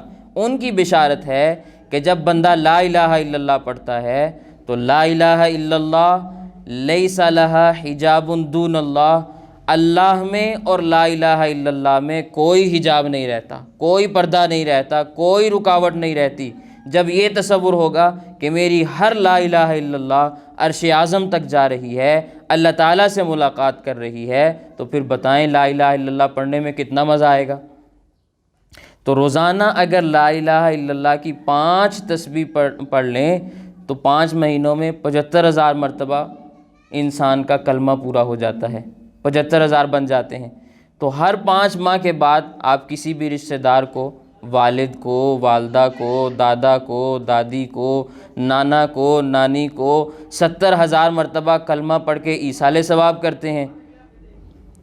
لوگ سمجھتے ہیں کہ مرنے کے بعد ہی، بعض لوگوں کا تو ذہن یہ ہے کہ ایصال ثواب ہوتا ہی نہیں، یہ مسئلہ پھر الگ ہے، کسی موقع پہ انشاءاللہ پھر اس کو بیان کریں گے۔ اور بعض لوگ یہ سمجھتے ہیں کہ صرف مردہ کو ایصال ثواب ہوتا ہے، زندہ کو نہیں ہوتا، زندگی میں بھی کسی کو ایصال ثواب کر سکتے ہیں۔ تو اگر روزانہ 500 مرتبہ کلمہ پڑھیں گے تو ہر 5 ماہ کے بعد 75,000 ہو گیا، 70,000 کسی رشتہ دار کو بھیج دیں تو 5,000 بچ گیا، 14 مہینے میں یہ اضافی 5,000 جمع ہوتے ہوتے مزید 70,000 بن جائے گا، تو اس کو آپ اپنے لیے جمع کر سکتے ہیں۔ تو رمضان میں اگر انسان لا الہ الا اللہ کی کثرت کرتا ہے تو اپنا بھی فائدہ ہوتا ہے اور اپنے رشتہ داروں کی مغفرت کا سامان بھی ہوتا ہے، تو اس کا اہتمام کرنا ہے۔ پھر نبی کریم صلی اللہ علیہ وسلم رمضان کے مہینے میں حضرت جبرائیل علیہ السلام سے قرآن کریم کا دور فرماتے تھے، دہرائی فرماتے تھے۔ سید الانبیاء صلی اللہ علیہ وسلم کا دور قرآن سید الملائکہ کے ساتھ تھا، بڑے لوگوں کے ساتھ کام کیا کرتے ہیں۔ ایک تمام ملائکہ کا سردار ہے اور دوسرا سارے نبیوں کا سردار ہے۔ جبرائیل علیہ السلام سارے فرشتوں کے سردار ہیں اور سرور عالم صلی اللہ علیہ وسلم سارے کے سارے پیغمبروں کے سردار ہیں۔ یہ دونوں آپس میں مل کے رمضان المبارک میں قرآن کریم کا دور فرمایا کرتے تھے۔ تو قرآن کریم کا دور کرنا، قرآن کریم کو دہرانا، پڑھنا، یہ سنت جبرائیلی بھی ہے اور سنت پیغمبری بھی ہے۔ لہٰذا رمضان کے مہینے میں حافظ اور حافظہ قرآن کریم کا جو دور کرتے ہیں، دہرائی کرتے ہیں، سنتے اور سناتے ہیں، یہ دور ثابت بھی سننا ہے، سنت سے ثابت ہے، سنت پیغمبر سے بھی ثابت ہے اور سنت جبرائیل سے بھی ثابت ہے۔ تو چونکہ نبی کریم صلی اللہ علیہ وسلم رمضان میں یہ عمل فرمایا کرتے تھے، اس لیے ہم نے بھی کوشش کرنی ہے کہ ہم بھی رمضان المبارک میں اپنے قرآن کریم کا ایک دور کم از کم وہ مکمل کر لیں۔ جو حفاظ ہیں وہ تو ایک نہیں کئی کر لیتے ہیں، لیکن جو غیر حافظ ہیں، جن کا حفظ نہیں ہے، جو حافظ نہیں ہے، قرآن کریم زبانی نہیں آتا، وہ دیکھ کے ایک قرآن کریم کم از کم مکمل کر لیں۔ تو نیت کرنے سے اللہ تعالیٰ پھر انسان کو منزل مقصود تک پہنچا بھی دیتے ہیں۔ تو آپ نیت کر لیں کہ انشاءاللہ رمضان المبارک میں کم از کم ایک قرآن کریم ہم نے مکمل کرنا ہے۔ پھر چاند نظر آتے ہی رمضان المبارک کا مہینہ شروع ہو جاتا ہے اور اللہ تعالیٰ عرش اعظم کو اٹھانے والے فرشتوں کو حکم دیتے ہیں کہ اب تم لوگ میری تسبیحات سبحان اللہ، الحمدللہ، اللہ اکبر یہ کہنا چھوڑ دو، بلکہ میری زمین پر میرے جو بندے روزہ رکھ رہے ہیں ان کے لیے دعا کرتے رہو اور ان کی دعاؤں پر آمین کہتے رہو۔ تو رمضان المبارک میں دعا بھی انسان کو دیر تک مانگنی چاہیے، جب ہاتھ اٹھیں تو پھر اٹھے ہی رہیں، اس کریم مالک کے خزانوں سے خوب خزانہ انسان لوٹ لے، دنیا اور آخرت مانگ لے، اور سب سے بڑی نعمت اللہ سے اللہ کو مانگ لیا جائے کہ اے اللہ ہم سب کو اللہ والا بنا دے، تاکہ مرنے کے بعد جب اللہ کے حضور ہم پیش ہوں اور اللہ تعالیٰ ہم سے پوچھیں کہ کیا لائے ہو، کیا ہے تمہارے پاس، تو یہ ہم کہہ سکیں کہ دنیا میں ہم نے آپ کو حاصل کیا تھا اور آپ کے پاس آج آپ ہی کو لے کر آئے ہیں۔ ہمارے حضرت حاجی امداد اللہ مہاجر مکی رحمہ اللہ بہت بڑے بزرگ گزرے ہیں، وہ غلاف کعبہ پکڑ کر یہ دعا مانگتے تھے، کوئی تجھ سے کچھ اور کوئی کچھ مانگتا ہے، الہی میں تجھ سے طلبگار تیرا، کوئی تجھ سے کچھ اور کوئی کچھ مانگتا ہے، الہی میں تجھ سے طلبگار تیرا۔ اے اللہ ساری دنیا تیرے سامنے اپنی اپنی حاجتیں اور ضرورتیں پیش کر رہی ہے، لیکن یا اللہ میں آپ سے آپ ہی کو مانگتا ہوں، میری اس سے بڑھ کر اور کیا حاجت اور ضرورت ہو سکتی ہے کہ آپ مجھے مل جائیں، کیونکہ جس کو اللہ تعالیٰ مل گیا اس کو پھر دونوں جہانوں سے بڑا خزانہ مل گیا۔ اللہ تعالیٰ کی قیمت دونوں جہانوں سے بڑھ کر ہے، دونوں جہان اللہ تعالیٰ کے مقابلے میں کوئی حیثیت نہیں رکھتے۔ تو لہٰذا اس مہینے میں کثرت سے دعا مانگنی ہے اور کم از کم دن میں 3 دفعہ دعا مانگنی ہے، یہ کم از کم ہے، وگرنہ جس طرح اگر کسی کو کوئی بیماری ہو یا کوئی مصیبت آ جائے اور انسان پھر بار بار سجدے میں گر کر دعا کرتا ہے کہ یا اللہ مجھے اچھا کر دیجئے، یا اللہ مجھے اچھا بنا دیجئے، یا اللہ میری فلاں مصیبت کو ٹال دیجئے، تو جس طرح انسان اس مصیبت کے عالم میں، اس بیماری کے عالم میں بار بار اللہ سے مانگتا ہے، رمضان میں اس طرح مانگا جائے۔ اور جیسے دنیا میں کوئی بچہ ہوتا ہے وہ بار بار تقاضا کرتا ہے، کوئی چیز مانگ رہا ہو وہ مسلسل کہتا ہے اور کام بھی نہیں کرنے دیتا، تو ایسے ہی انسان اللہ تعالیٰ سے مسلسل مانگتا رہے، کثرت سے دعا مانگنے کے بعد اللہ تعالیٰ اسے ضرور قبول فرما لیتے ہیں۔ تو اس مہینے میں بہت زیادہ دعا مانگیں، اپنی اصلاح کے لیے مانگیں، اپنے غم اور پریشانی دور کرنے کے لیے مانگیں۔ اور سب سے بڑا غم کیا ہے؟ کہ ایک سانس بھی اللہ تعالیٰ کی ناراضگی میں نہ گزرنے پائے۔ اس کو خوب غور سے سن لیں کہ جب آپ سب لوگ اللہ تعالیٰ سے یہ دعا مانگیں گے کہ اے خدا میری زندگی کی ہر سانس کو اپنی خوشی کے کاموں میں قبول فرما لے اور اپنی ذات پاک پر فدا کرنے کی توفیق نصیب فرما، اور دوسری دعا یہ مانگیں کہ اے خدا میری زندگی کی ایک سانس بھی آپ کی ناراضگی میں نہ گزرنے پائے، ہم ایک سیکنڈ بھی آپ کو ناراض کرتے ہیں تو یہ ہمارے لیے نامبارک گھڑی ہے، منحوس گھڑی ہے، ہم ایسا نہیں چاہتے۔ جو بندہ اپنے مالک کو خوش کرے اور ایک سیکنڈ بھی اپنے مالک کو ناراض نہ کرے تو اس سے بڑی دولت اس کے لیے کیا ہو سکتی ہے؟ تو رمضان میں یہ دونوں دعائیں سحری میں بھی مانگیں، افطاری میں بھی مانگیں، جہاں کہیں ختم قرآن کی مجلس میں جائیں وہاں بھی مانگیں، جب دسترخوان بچھ جائے اور افطاری کے لیے سب بیٹھ جائیں، ساری کی ساری چیزیں دسترخوان کے اوپر موجود ہوں اور منہ میں پانی بھی آ رہا ہو چیزیں دیکھ کر، لیکن انسان دعا میں مشغول ہو جائے اور ان چیزوں کی طرف توجہ نہ کرے، تو اب اللہ تعالیٰ دیکھتے ہیں کہ میرے بندے میرے مشروبات کو، میرے رزق کو للچائی ہوئی نظروں سے دیکھ رہے ہیں مگر ہاتھ تک نہیں لگا رہے اللہ اکبر کا، اذان کا، یعنی میری بڑائی اور عظمت کے قانون کا انتظار کر رہے ہیں کہ جب اللہ کا حکم ہوگا تب کھائیں گے۔ اس ادائے بندگی پر سید الانبیاء صلی اللہ علیہ وسلم نے یہ بشارت دی ہے کہ افطار سے پہلے دعا بہت قبول ہوتی ہے، لہٰذا افطار سے پہلے اللہ تعالیٰ سے سب کچھ مانگ لیں۔ اور سب سے پہلے کیا مانگیں؟ سب سے پہلے بڑی چیز مانگیں کہ اے اللہ میں آپ سے آپ کو مانگتا ہوں، اگر آپ ہمیں مل جائیں گے تو ہمیں سب کچھ مل گیا، آپ اگر ہمیں مل گئے تو ہمیں سب کچھ مل گیا۔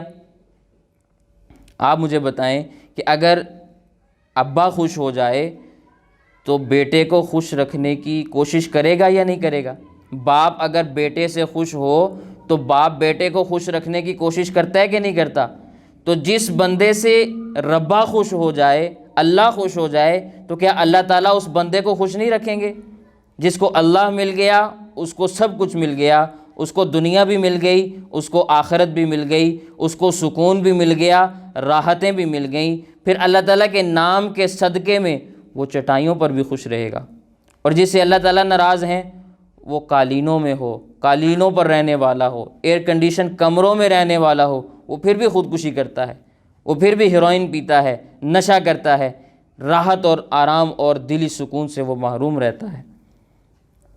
تو رمضان میں آپ ایک تو افطار سے پہلے دعا کریں گے، نمبر 2 جس دن کہیں کوئی ختم قرآن ہو وہاں دعا کریں، اور نمبر 3 آدھی رات کے وقت سحری کے وقت دعا کریں۔ سحری کے لیے اٹھیں، مسواک کریں، منہ دھوئیں، سحری کھانے کے بعد وضو کر کے 2 رکعت پڑھ لیں۔ تو کوئی یہ مشکل کام نہیں ہے، اٹھنا تو ہے ہی، اٹھنے کی تکلیف تو سحری میں نہیں ہوتی کیونکہ پیٹ کہتا ہے کہ کچھ کھلا دو ورنہ سارا دن بھوکا رہیں گے، اس لیے سحری کھانے کے لیے آدمی جلدی سے اٹھ جاتا ہے۔ بس اب وضو کر کے کم از کم تہجد کی 2 رکعتیں پڑھنی ہیں، تو وہ 2 رکعتیں پڑھ کے اللہ تعالیٰ سے انسان دعا مانگ لے، اور پھر دن میں روزے کی حالت میں اگر مناجات مقبول کی انسان ایک منزل پڑھ لے تو انشاءاللہ اس سے بہت فائدہ ہوگا اور اللہ تعالیٰ بہت کچھ انسان کو عطا فرمائیں گے۔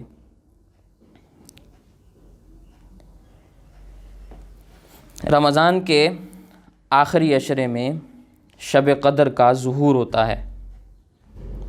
رمضان کے آخری عشرے میں شب قدر کا ظہور ہوتا ہے، یہ میرا جملہ یاد رکھیں، شب قدر کا ظہور ہوتا ہے۔ مختلف ممالک میں شب قدر کی تاریخوں میں فرق ہوتا ہے۔ پاکستان میں شب قدر الگ دن ہوتی ہے، امارات میں الگ دن ہوتی ہے، اور کسی اور ملک میں الگ دن ہو سکتی ہے۔ تو مختلف ملکوں میں شب قدر کی تاریخوں میں فرق ہوتا ہے۔ شب قدر چاند کے ظہور سے بنتی ہے، چاند کے ظہور سے بنتی ہے۔ جس ملک میں چاند کا ظہور جس تاریخ کو ہوگا اسی اعتبار سے شب قدر ہوگی۔ ایک ہوتا ہے وجود قمر، چاند کا وجود، قمر چاند کو کہتے ہیں نا، ایک ہے چاند کا وجود اور ایک ہے چاند کا ظہور۔ چاند کا وجود تو ہمیشہ ہی رہتا ہے، ایسا نہیں ہے کہ ابھی چاند نہیں ہے، کیونکہ ابھی سورج ہے تو چاند کا وجود ہی نہیں ہے، وجود ہے، ظہور نہیں ہے، ابھی چاند ظاہر نہیں ہوا۔ لہٰذا وجود قمر سے تاریخ نہیں بنتی، ظہور قمر سے تاریخ بنتی ہے۔ یعنی جس ملک میں جس رات چاند ظاہر ہوتا ہے، اسی لحاظ سے اسی تاریخ کو اللہ تعالیٰ اسی ملک میں شب قدر کی وہی تجلی، وہی فیضان خاص عطا فرما دیتے ہیں۔ جس ملک میں جس دن شب قدر ہے، اس ملک میں انہی تاثراتوں میں اللہ تعالیٰ کی تجلی خاص، رحمت خاص نازل ہوتی ہے۔ لہٰذا اپنے اپنے ملکوں کے اعتبار سے شب قدر میں انسان عبادت کرے اور ذکر و فکر کرے، اللہ تعالیٰ سے مانگے۔ اور اللہ تعالیٰ کی قدرت بہت بڑی ہے، بہت بڑی ہے، اس کو اپنی رحمتوں کے ساتھ، اپنی خاص تجلیوں کے ساتھ کسی ملک میں پہنچنے کے لیے کسی ویزے کی ضرورت نہیں پڑتی، کسی ہوائی جہاز کی ٹکٹ کی ضرورت نہیں پڑتی کہ انسان اس مشکل میں پھنسا ہوا ہے کہ فلاں جگہ تو آج شب قدر ہے، ہماری کب ہوگی، لگتا ہے ہماری بھی آج ہی ہے۔ اللہ تعالیٰ قادر مطلق ذات ہیں، قدرت ہے اللہ تعالیٰ کو، وہ جہاں چاہیں اپنی تجلیات کے ساتھ جس وقت چاہیں ظاہر ہو سکتے ہیں۔ تو شب قدر میں مانگنے کا اہتمام کرنا ہے۔ حضور اکرم صلی اللہ علیہ وسلم نے ہمیں شب قدر کی تاک راتوں میں مانگنے کے لیے ایک دعا سکھائی ہے۔ حضور اکرم صلی اللہ علیہ وسلم نے ہمیں شب قدر کی تاک راتوں میں مانگنے کے لیے ایک دعا سکھائی ہے۔ جو دعا عظیم القدر پیغمبر نے شب قدر کے لیے سکھائی ہو، وہ کس قدر قابل قدر ہوگی، آپ اندازہ لگائیں۔ جب پیغمبر عظیم القدر ہے، موقع شب قدر ہے اور دعا قابل قدر ہے، تو دعا کس قدر عظیم القدر ہوگی۔ اور وہ دعا کیا ہے؟ دعا یہ ہے، اللہم انک عفو کریم تحب العفو فاعف عنی۔ اللہم انک عفو کریم تحب العفو فاعف عنی۔ اے اللہ، بے شک آپ بے حد معاف کرنے والے ہیں، کرم فرمانے والے ہیں، معافی کو پسند فرمانے والے ہیں، مجھے بھی معاف کر دیجئے، مجھے بھی معاف کر دیجئے۔ یہ دعا نبی کریم صلی اللہ علیہ وسلم نے ہمیں شب قدر میں مانگنے کے لیے سکھائی۔ میں اس کی شرح کوئی اپنے مزاج کے مطابق نہیں کر رہا۔ محدث عظیم ملا علی قاری رحمہ اللہ، جو مشکات شریف کے شارح ہیں، مشکات کی عربی زبان میں 14 جلدوں میں شرح لکھی ہے مرقات کے نام سے، اس کتاب کا حوالہ دے رہا ہوں۔ اس کتاب میں اس دعا کی شرح لکھتے ہیں، وہی انہی الفاظ کے ساتھ نقل کرتا ہوں۔ ملا علی قاری رحمہ اللہ فرماتے ہیں، اللہم انک عفو ای انک انت الکثیر العفو۔ اے اللہ، بے شک آپ بہت زیادہ معاف کرنے والے ہیں، اے اللہ بے شک آپ بہت زیادہ معاف کرنے والے ہیں۔ عفو مبالغہ کا صیغہ ہے، مبالغے کا وزن ہے، یعنی آپ سے بڑھ کر دنیا میں کوئی معافی دینے والا ہے ہی نہیں۔ آپ کی معافی کا سمندر اور معاف کرنے کی ادا اور معاف کرنے کی صفت غیر محدود ہے۔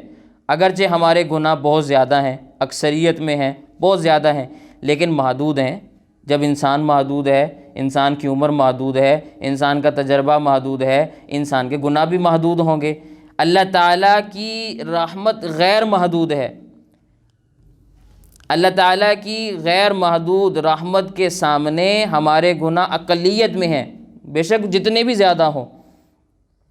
تو حضور اکرم صلی اللہ علیہ وسلم نے یہ دعا اللہ تعالیٰ کی ثنا، تعریف سے شروع فرمائی۔ عفو کریم کے الفاظ موجود ہیں۔ اس دعا کی ابتدا اللہ تعالیٰ کی تعریف سے ہوتی ہے۔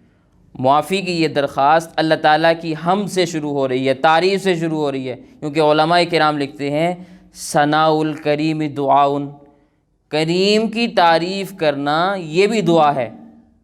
کسی کریم ذات کی تعریف کرنا یہ خود دعا ہے۔ لہٰذا اللہ تعالیٰ سے یہ کہنا کہ آپ بہت معافی دینے والے ہیں، یہ بھی دعا ہے۔ بے شک آگے آپ کچھ بھی نہ مانگیں، اتنا کہہ دیں، اللہم انک عفو کریم، اے اللہ آپ بہت زیادہ معافی دینے والے ہیں، یہ بھی دعا ہے۔ عرفات کے میدان میں حضور اکرم صلی اللہ علیہ وسلم کی عظیم الشان احادیث میں بہت ساری دعائیں منقول ہیں، لیکن ایک دعا جو بہت قوی روایات کے ساتھ، بڑی قوی اسناد کے ساتھ نبی کریم صلی اللہ علیہ وسلم سے میدان عرفات میں مانگنا حج کے موقع پہ ثابت ہے، وہ دعا کیا ہے؟ نبی کریم صلی اللہ علیہ وسلم بڑی اہمیت کے ساتھ جو دعا ارشاد فرما رہے ہیں وہ کون سی دعا ہے؟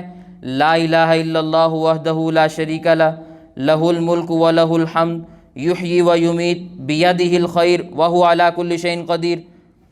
اب جو لوگ عربی جانتے ہیں وہ بتائیں کہ حضور اکرم صلی اللہ علیہ وسلم نے اس میں کیا مانگا؟ کوئی جائیداد مانگی، کوئی علم مانگا، دولت مانگی، شہرت مانگی، عزت مانگی، صحت مانگی، بھلائی مانگی؟ کیا مانگا؟ کچھ بھی نہیں مانگا۔ کسی چیز سے پناہ مانگی؟ نہیں مانگی۔ یہ تو چوتھا کلمہ ہے جو صرف اللہ تعالیٰ کی تعریف پر مشتمل ہے، لا الہ الا اللہ، اللہ آپ کے سوا کوئی معبود نہیں۔ اس کا دوسرا ترجمہ بھی ہے، آپ کے سوا ہمارا کوئی ہے ہی نہیں، کون ہو سکتا ہے آپ کے سوا ہمارا؟ وحدہ، آپ ایک ہیں، ہم آپ کے غلام ہیں، لا شریک لہ، ہماری ربوبیت یعنی ہمارے پالنے والے میں کوئی شریک نہیں ہے، کسی کی شرکت نہیں ہے، لہ الملک، پورا عالم آپ کا ہے، وَلَہ الحمد، ساری تعریفیں آپ کی ہیں، یحیی و یمیت، موت اور حیات کے آپ مالک ہیں۔ موت اور حیات کا مالک کون ہے؟ اللہ تعالیٰ ہیں، ڈاکٹر نہیں ہے۔ ایک ڈاکٹر دوسرے کی دل کی حرکت کو شمار کر رہا ہے اور اپنے آپ کا دل نہیں سنبھال سکا، اپنا دل اس کا مردہ اور بے جان ہو جاتا ہے اور اسی موقع پہ دم توڑ جاتا ہے، تو موت اور حیات کے مالک یحیی و یمیت اللہ تعالیٰ ہیں۔ بیدہ الخیر، سب خیر کا مالک اللہ تعالیٰ ہے، وہو علی کل شیء قدیر، اللہ تعالیٰ ہر چیز پر قادر ہے۔ اب یہاں سوال پیدا ہوتا ہے کہ اس کلمہ میں اللہ سے کچھ مانگا؟ کیا مانگا؟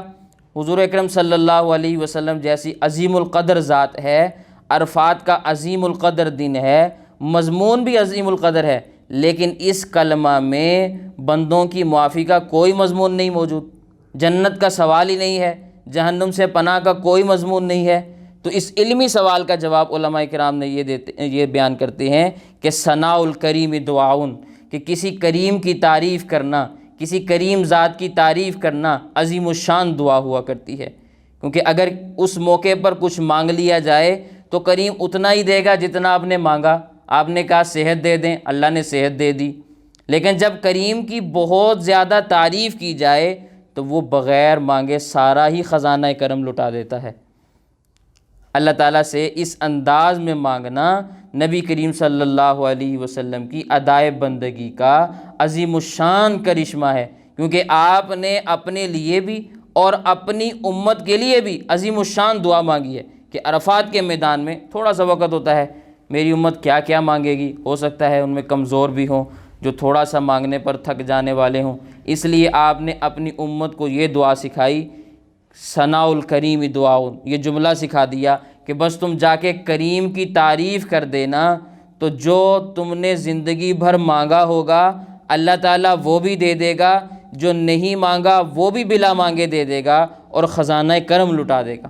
تو حضور اکرم صلی اللہ علیہ وسلم نے شب قدر میں ثناء الکریم سے ابتدا کی ہے، ہمیں التجا اور دعا کرنے کا طریقہ سکھایا ہے کہ اے اللہ آپ بہت معاف کرنے والے ہیں، آپ بہت معاف کرنے والے ہیں۔ بعض روایات میں اللہم انک عفو کریم، بعض روایات میں کریم کے الفاظ نہیں ہیں، لہٰذا جہاں کریم کا لفظ نہیں ہے وہاں بھی کریم لگا لیں تاکہ دیگر روایات ساتھ مل جائیں۔ یہ آپ صلی اللہ علیہ وسلم کا کمال بلاغت ہے کہ آپ صلی اللہ علیہ وسلم نے کریم کا لفظ بڑھا دیا تاکہ اللہ کے کرم سے نالائق امتی بھی محروم نہ رہ سکیں۔ اب میں اگر آپ کے سامنے کریم کی تشریح بیان کروں کہ لفظ کریم کی تشریحات کیا کیا ہیں تو آپ کو کریم کی تعریف خوب اچھی طرح پھر سمجھ میں آئے گی۔ علامہ آلوسی سید محمود البغدادی رحمہ اللہ نے تفسیر روح المعانی میں کریم کی تشریحات بیان فرمائی۔ کریم کی پہلی تعریف یہ بیان کی، الکریم هو الذی یتفضل علینا بدون الاستحقاق والمنہ، کریم وہ ہوتا ہے جو نالائقوں پر مہربانی کر دے اگرچہ نالائقی کی وجہ سے ہمارا حق نہ بھی بنتا ہو، پھر بھی مہربانی کر دے۔ والذی یتفضل علینا بدون الاستحقاق والمنہ، ہم مستحق نہیں تھے، ہمارا حق نہیں بنتا تھا، اللہ تعالیٰ نے پھر بھی عطا کیا۔ یہ کریم کی پہلی تعریف ہے۔ نبی کریم صلی اللہ علیہ وسلم کا ہم گناہ گاروں پر کتنا بڑا احسان ہے کہ اس دعا میں کریمن کا لفظ بڑھا دیا کہ اگر گناہوں کی وجہ سے میری امت کا مغفرت اور معافی کا حق نہ بھی بنتا ہو تو کریمن کے لفظ کی برکت سے اس کے مستحق ہونے کا راستہ نکل آتا ہے کہ اللہ آپ کریم ہیں، اور کریم وہ ہوتا ہے جو نالائقوں پر مہربانی کرے، چاہے اس نالائق کا حق بنتا ہو یا نہ بنتا ہو۔ جیسے کسی سوداگر کا سودا نہ بک رہا ہو، سورج ڈوب رہا ہو اور بیچنے والا مایوس ہو رہا ہو، تو کریم آدمی آتا ہے اور آ کے پوچھتا ہے کہ بھی کیا بات ہے، تمہارا سامان کیوں نہیں بک رہا اور تم اپنے سامان کو سمیٹ کیوں نہیں رہے؟ تو وہ کہتا ہے کہ بھئی صاحب سامان نہیں بک رہا، گھر میں بچے ہیں، بھوک ہے، سامان بکے گا تو پیسے جمع کروں گا، کچھ راشن لے کے جاؤں گا، سامان نہیں بک رہا۔ اچھا سامان کیوں نہیں بک رہا؟ بھئی سامان عیب والا ہے اس لیے لوگ نہیں خریدتے۔ تو کریم کہتا ہے کہ لاؤ مجھے بیچ دو، وہ سارے پیسے اس کے ادا کرتا ہے اور چیزیں سمیٹ لیتا ہے۔ اب سامان تو عیب والا تھا، کریم اس کو کیسے خریدتا ہے عیب کے ساتھ؟ لیکن چونکہ وہ کریم تھا، اس نے اپنی ذات کرم کی وجہ سے وہ چیز خرید لی، اس کو پیسے ادا کیے اور چلا گیا، اس کا کام بن گیا۔ بالکل اسی طرح ہم اللہ تعالیٰ کی مغفرت کے مستحق نہیں ہیں گناہوں کی وجہ سے، لیکن اللہ تعالیٰ اپنی شان کرم کی وجہ سے ہماری مغفرت کا سامان کرتے ہیں۔ یہ کریم کی پہلی تعریف ہے۔ اور کریم کی دوسری تعریف کیا ہے؟ الذی یتفضل علینا بدون مسئلۃ ولا سوال، جو سوال کے بغیر ہی دے دے، بغیر مانگے عطا کر دے، وہ کریم ذات ہوا کرتی ہے۔ کتنی نعمتیں ہم کو ملیں، ہم نے نہیں مانگا تھا۔ مثلا ہماری روح نے انسان بننے کی کوئی درخواست نہیں کی تھی، اللہ تعالیٰ نے بغیر مانگے ہمیں انسان بنایا، جانور نہیں بنایا۔ مسلمان گھرانے میں پیدا کیا، اچھے گھرانے میں پیدا کیا، گمراہ طبقوں میں پیدا نہیں کیا، صحیح العقیدہ لوگوں میں پیدا کیا، سلیم الاعضاء خلقت ہماری بنائی، اندھا نہیں بنایا، لنگڑا نہیں بنایا، گونگا نہیں بنایا، بہرا نہیں پیدا کیا، سر سے پیر تک سلامتی کے ساتھ پیدا کیا۔ کیا یہ اللہ کے کریم ہونے کی دلیل نہیں ہے؟ الذی یتفضل علینا بدون مسئلۃ ولا سوال، کریم وہ ہوتا ہے جو بغیر سوال کے، بغیر مانگنے کے چیز عطا کر دے، تو اللہ کی ذات کریم ہے۔ پھر کریم کی تیسری تعریف یہ ہے الذی یتفضل علینا ولا یخاف نفاد ما عندہ، کریم وہ ذات ہے جو ہم پر بے پناہ فضل فرمائے اور اپنے خزانوں میں کمی کا کوئی اسے اندیشہ اور خوف بھی نہ ہو۔ اللہ تعالی ہمیں اتنی نعمتیں دیتا ہے اور اتنی نعمتیں دینے کے بعد بھی اللہ تعالیٰ کو اپنے خزانے کے ختم ہونے کا خوف نہیں ہوتا، کیونکہ اس کا خزانہ غیر محدود ہے۔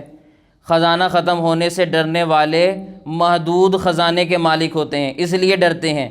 اگر سمندر سے ایک لوٹا پانی لے لو تو سمندر کو اپنے پانی کے ختم ہونے کا خوف نہیں ہوگا کہ آج ایک لوٹا پانی مجھ سے کم ہو گیا، حالانکہ سمندر بھی اللہ کے غیر محدود خزانوں کے سامنے محدود ہے۔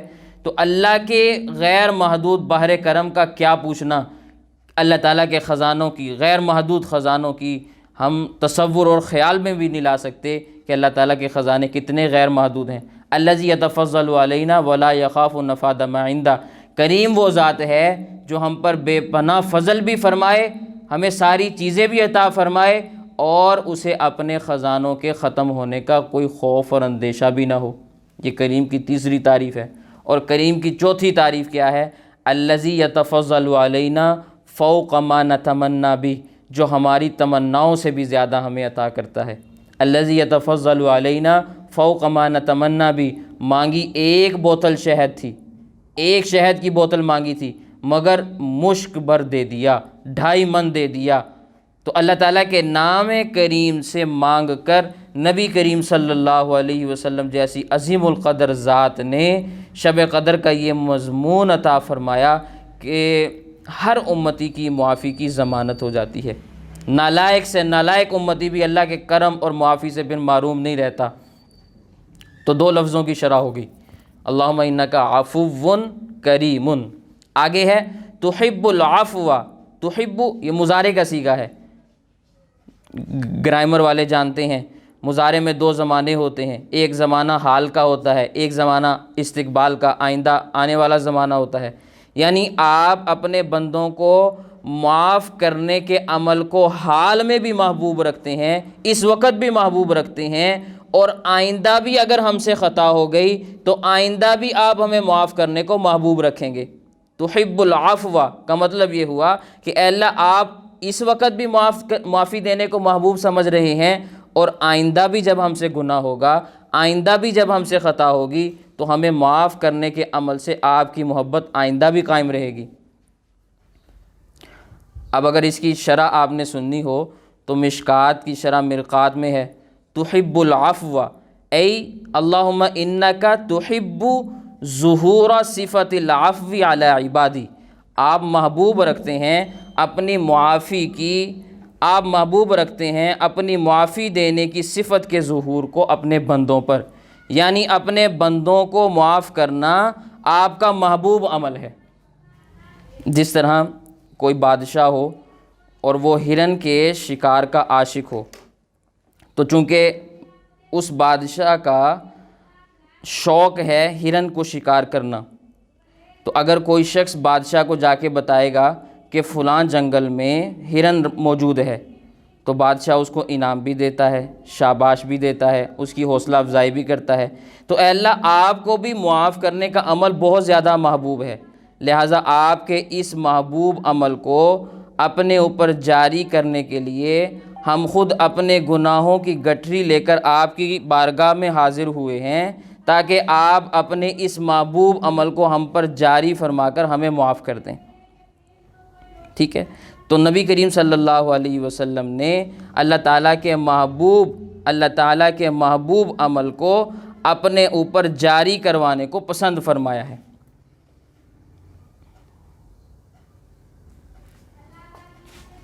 تو یہ میں نے کچھ باتیں آپ کی خدمت میں رمضان کے حوالے سے عرض کی۔